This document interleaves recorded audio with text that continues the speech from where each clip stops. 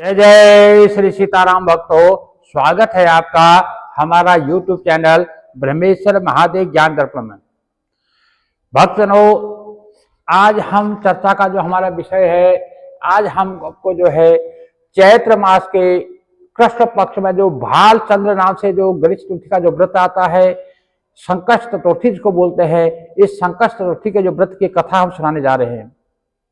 भक्तजनों, यदि आप हमारे इस चैनल पर नए हैं, अभी तक आपने हमारे चैनल ब्रह्मेश्वर महादेव ज्ञान दर्पण को सब्सक्राइब नहीं किया, सब्सक्राइब कर लीजिएगा।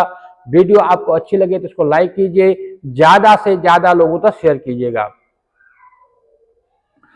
भक्तजनों, कथा इस प्रकार से है।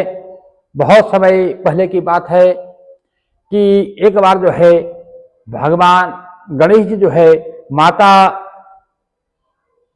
भगवान गणेश जी से जो है माता पार्वती ने पूछा कि हे गणेश जी, चैत्र मास के कृष्ण पक्ष में जो संकष्ट नाशक जो चतुर्थी आती है, वो उसकी विधि क्या है, उसकी अर्चना जो है किस प्रकार करनी चाहिए, उसमें जो है किस देवता की जो है किस प्रकार से भगवान गणेश जी का जो है कौन से नाम से उनकी पूजा की जाए, उसमें जो है किस प्रकार का जो है भोजन जो है आहार में लेना चाहिए, इस प्रकार से हमें उसके पूजन का जो है विस्तार से बताइए। ये सारी कथाएं जो है भगवान श्री कृष्ण जो है धर्मराज युधिष्ठिर को सुना रहे हैं। तो इस प्रकार से जब माता की बातें सुनी तो भगवान गणेश जी ने कहा कि हे माते, मैं जो है आपको आगे जो चैत्र मास के कृष्ण पक्ष चतुर्थी की जो विकट नामक जो गणेश जी की पूजा होती है उसकी मैं आपको बताता हूं।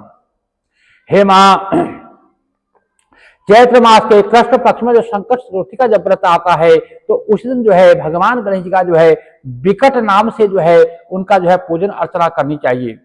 पूरे दिन जो व्रती है उसको पूरे दिन व्रत रखना चाहिए और षोडशोपचार से जो है भगवान गणेश जी का पूजन करना चाहिए और ब्राह्मण को भोजन करना चाहिए। ब्रह्म भोजन के बाद ही जो है व्रती को भोजन ग्रहण करना चाहिए। बिना ब्राह्मण को भोजन कराए व्रती को जो है भोजन ग्रहण नहीं करना चाहिए। इस दिन जो है पंचगव्य का मतलब होता है गाय का गोबर हो गया, गाय का ही मूत्र हो गया और गाय का ही दूध हो गया, उसी गाय का दही हो गया, उसी गाय का घी हो गया। इसको मिला करके जो है इसको पंचगव्य कहते हैं। इस पंचगव्य का जो है पान करना चाहिए। यह जो संकट नाशक जो व्रत है, इस दिन जो है शुद्ध घी और बिजौरे नींबू से जो हवन करने से यदि कोई कितने से बांस जो स्त्रियां होती है वो भी पुत्रवती हो जाती है, उनकी भी गोद जो है जो सुनी गोद है उसमें जो है उनको पुत्र की प्राप्ति होती है। इसलिए हे माता शैलपुत्री, इसका जो इतिहास है बहुत ही अद्भुत है, जिसके स्मरण मात्र से जो है मनुष्य को सिद्धि प्राप्त हो जाती है।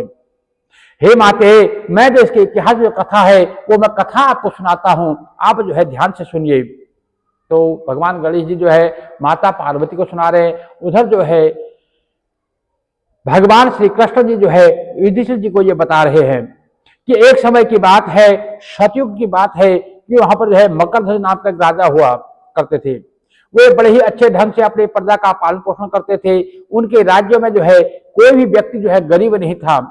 चारों वर्ण वहां पर ब्राह्मण, क्षत्रिय, वैश्य, शूद्र जो है अपने अपने धर्मों का पालन करते थे। प्रजा में को जो है चोर, डाकू आदि का बिल्कुल भी कोई डर नहीं था, कोई भय नहीं था। सब तरफ सुख शांति थी। सभी व्यक्ति उदार और बुद्धिमान थे, दानी और धर्मपरायण थे। यह सब कुछ होते हुए भी राजा का जो है कोई पुत्र नहीं था, राजा निसंतान था। उसको जो है इसकी कमी जो है हमेशा खलती थी। उसके बाद पुत्र नहीं थी, पुत्र की जो है कमी थी।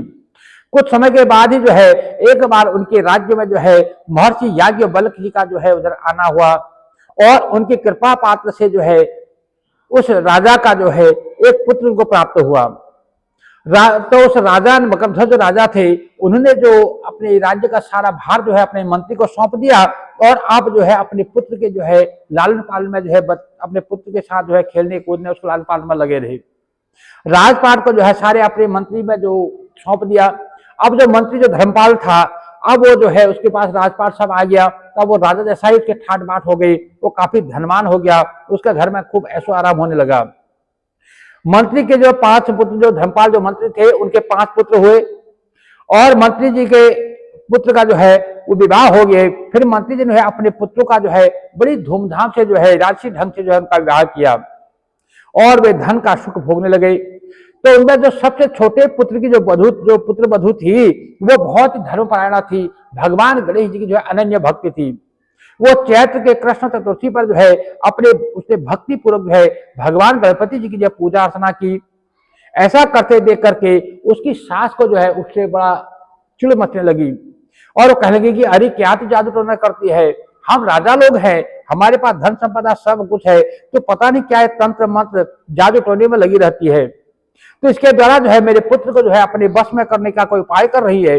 बार बार रोकने पर भी जब वह नहीं मानी तो सास ने कहा कि पुत्र, हे बहू, मैं जो है पीट पीट कर मैं ठीक कर दूंगी, तू जो है ये भगवान गणेश जी का जो पूजन कर रही है इसको छोड़ दे, मुझे ये सब पसंद नहीं है, मैं तुम्हारे उन गणेश जी को कुछ नहीं जानती। बहू ने इस प्रकार से कहा कि मैं तो संकट नाशक गजानन का व्रत कर रही हूँ, यह बहुत ही फलदायक व्रत है। पुत्र वधु की बात को सुन करके उसने अपने पुत्र से कहा कि हे पुत्र, तुम्हारी बहू जो है, जो तुम्हारी पत्नी है, वो पता नहीं क्या जादू टोना करती रहती है और कई बार मैंने उसको मना किया पर वो जिद के कारण जो है नहीं मान रही है, वो जिद पर अड़ी हुई है, तुम इसे जो है मार पीट करके इसको ठीक कर दो। ये कहती है मैं भगवान गणेश जी की पूजा कर रही हूँ, कौन है वो गणेश, मैं उस गणेश जी को जानती नहीं। तो जब इस प्रकार से उसने अपने पुत्र को कहा तो फिर वो कहने लगी कि हे पुत्र देख, हम लोग राजघराने से संबंध रखते हैं, हम राजा के बराबर है और हमारी किसी विपदा को यह नष्ट कर देगी, हमारी जो संपदा आई हुई है उसको नष्ट करने के लिए जो है तुम्हारी बहू कोई कार्य कर रही है। माँ के कहने पर जो है पुत्र ने अपने बहू को बहुत मारा पीटा, बहुत दुख दिया, बहुत प्रकार की यात्राएं दी। तो यात्रा सागर भी जो है उस जो छोटी बहू थी उसने जो है व्रत कर नहीं छोड़ा, व्रत का जो है नियम और पालन करते पूर्ण किया। जब जब ऐसे चैत्र मास के जो कृष्ण पक्ष चतुर्थी का व्रत था उस दिन उसको उसी प्रकार यात्रा दी गई, काफी उसको कष्ट दिया गया। तो उसने जो है विघ्न विनायक से प्रार्थना करी कि हे गणपति महाराज, अब जो है इनकी जो यात्रा है वो मुझसे सही नहीं जाती, इन्होंने मुझे बहुत दुख दिया है, हे गणपति, हे विघ्न विनायक, मेरे सास ससुर को कोई ऐसी यात्रा दीजिए जिससे कि ये अपने आपके प्रति सहज ही विश्वास करें और आस्था की भावना रखें। हे गणपति महाराज, हे भगवान विश्वात्मा। गणपति जी ने उसी समय राजकुमार का अपहरण कर मंत्री धर्मपाल के महल में छिपा दिया। भगवान गणेश जी ने ऐसी माया रची, जो राजा का पुत्र था जिसके लाल पाल में लगा हुआ था, उन्होंने उसको वहां से उठा करके राजा से थोड़ा अधिकार किया और उसी मंत्री धर्मपाल के जो है महल में उसको छिपा दिया और उसके जो वस्त्र आभूषण उतार करके वही राजमहल के अंदर फेंक दिए और स्वयं भगवान गणेश जी कहीं अंतर्ध्यान हो गए। तो इस प्रकार से यह देखकर राजा ने तुरंत अपने पुत्र को शीघ्र से पुकारा, भाई मेरा पुत्र कहाँ गया, उसको पुकारा तो लेकिन वो कोई उत्तर नहीं मिला, कि वहां था ही नहीं। तो मंत्री के महल में जाकर के उन्होंने पूछा कि राजकुमार कहाँ चला गया, हे मंत्री किसने यह बुरा कार्य किया है। विलाप करने लगा कि हे राजकुमार कहाँ चला गया, कि मेरा राजकुमार कहाँ चला गया। ऐसा उसने जो अपने मंत्री धर्मपाल से उसने कहा, राजा ने कहा। राजा से मंत्री ने कहा कि हे राजन, आप जो है राजकुमार कहाँ चला गया इसका मुझे पता नहीं, मैं अभी जो है नगर में घोषणा करवाता हूँ। और इसके बाद राजा ने जो है अपने नौकरों को और अंगरक्षकों और मंत्रियों आदि को जो है अपने पुत्र का जो शीघ्र पता लगाने के लिए कहा। राजा का आदेश पाकर वे लोग जो है सभी स्थानों में खोजने लगे, निकल पड़े, जहां तहां उन्हें जंगल घर वन जो है सब जगह उन्हें छान मारे। जब कहीं भी राजकुमार का पता नहीं चला तब उन्हें राजा से डरते स्वर में कहा, महाराज उन अपहरणकारियों का कहीं भी कुछ भी पता नहीं चल पाया, पता नहीं राजकुमार कहाँ चला गया, राजकुमार को आते जाते किसी ने नहीं देखा है। ऐसा सुनकर के राजा ने फिर मंत्री धर्मपाल को बुलवाया। राजा ने मंत्री से कहा, पूछा कि राजकुमार कहाँ चला गया, मुझे सच बताओ, नहीं तो मैं तुम्हारा वध कर दूंगा और तुम्हारे सारे कुल को नष्ट कर डालूंगा। राजा के मुख से यह डांट फटकार सुनकर के फटकार पड़ने पर मंत्री जो है हैरान हो गया और काफी परेशान हुआ। मंत्री ने कहा कि हे राजन, आप चिंता न करें, मैं अभी इसका पता लगा कर आता हूं जिसने यह अधर्म और बुरा कार्य किया है। धर्मपाल के महल में आकर अपनी पत्नी और पुत्रों और बहुओं से पूछताछ की तो यह कार्य किसने किया और क्यों किया। यदि राजकुमार का पता नहीं लग पाया तो राजा जो है मेरे वंश का जो है नाश कर देंगे। ससुर की यह बात सुनकर के जो उनकी सबसे छोटी बहू थी उसने कहा, हे दादाजी, आप इतनी चिंता क्यों कर रहे हो, आप पर भगवान गणेश जी जो है कुपित हुए हैं, इसलिए आप जो है गणेश जी की पूजा अर्चना कीजिए। राजा के साथ नगर के सभी व्यक्तिगण संकट नाशक चतुर्थी का व्रत करें तो गणेश जी की कृपा से राजकुमार मिल जाएंगे। मेरा वचन कभी झूठा नहीं होगा। छोटी बहू की बात सुनकर के ससुर ने जो है हाथ जोड़कर कहा कि हे बहू, तुम धन्य हो, तुम धन्य हो, तुम मेरा और तथा मेरे कुल का जो है उद्धार कर दोगी। तब राजा सहित जो है सभी प्रजाजनों ने मिलकर के भगवान गणेश जी की प्रसन्नता के लिए संकट नाशक गणेश चतुर्थी का जो है व्रत करना प्रारंभ किया। इस व्रत से जो है गणेश जी अति प्रसन्न हो गए। सब लोगों के समक्ष जो है शीघ्र ही उन्होंने राजकुमार को प्रकट कर दिया।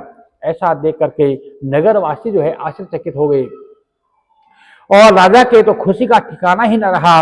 सभी लोग अत्यंत प्रसन्न हुए, सभी लोग वहां पर अत्यंत प्रसन्न हुए।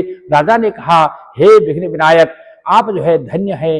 मंत्री जी की कल्याणी जो बहू है वो भी धन्य है। हे मंत्री जी, जो आपकी सबसे छोटी बहू है वो भी धन्य है, जिसकी कृपा से मेरा पुत्र मुझे प्राप्त हुआ है। अतः समस्त जन इस संतानदायक व्रत को सदैव विधिवत करेंगे। राजा ने जो है अपने नगर में घोषणा कर दी कि सभी प्रजाजन जो है अपने अपने संकटों के नाश के लिए भगवान गणेश जी का जो है नित्य प्रति जो है पूजन करें।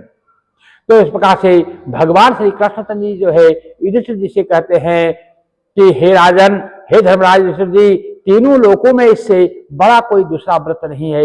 आप भी अपने क्लेशों के निवारण हेतु इस व्रत को अवश्य कीजिए। भगवान श्री कृष्ण जी के मुख से इस कथा को विस्तार पूर्वक सुनकर के युधिष्ठिर जी ने पूर्ण भक्ति भाव सहित जो है चैत्र कृष्ण चतुर्थी का जो है उपवास किया और विघ्न विनायक श्री गणेश जी की कृपा से अपने जो खोए हुए राज्य को उन्हें फिर से प्राप्त किया और जो है इस राज्य के सुखों को भोगा। तो इस प्रकार से हे भक्तजनों, जो है ये जो भगवान गणेश का जो व्रत है, इसको जो है सभी हमारे जो घर गृहस्थ जन हैं, जो हमारे सनातन प्रेमी हैं, सबको जो है इनका व्रत करना चाहिए, क्योंकि विपत्तों को हरने वाला है, बल बुद्धि को देने वाला है, संकटों को हरने वाला है। इसका नाम ही है संकट हर चतुर्थी व्रत। किसी भी प्रकार का जो है संकट घर में हो, किसी की कोई संतान नहीं हो रही है, कोई रोगी है, किसी को धन संबंधी कोई समस्या है, किसी को कोई इसी प्रकार का डर भय सताया हुआ है, तो उनको जो है भगवान गणेश का चतुर्थी का जो व्रत करना चाहिए।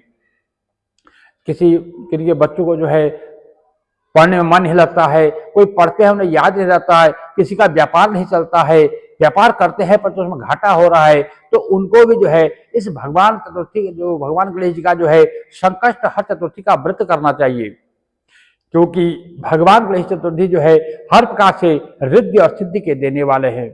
भक्तों, यदि वीडियो आपको थोड़ी सी भी अच्छी लगे तो इसको लाइक कर दीजिएगा और यदि अभी तक आपने हमारे इस चैनल को सब्सक्राइब नहीं किया, सब्सक्राइब कर लीजिएगा, ज्यादा से ज्यादा लोगों तक शेयर कीजिएगा।